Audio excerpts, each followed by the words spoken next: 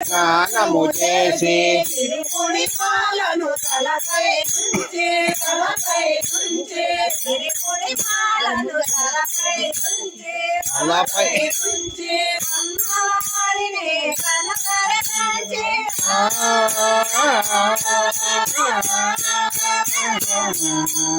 అమ్మవారికి కనకరించి దేవి శరణం శరణం అంటూ అభిషేకం చేద్దామురా అంటే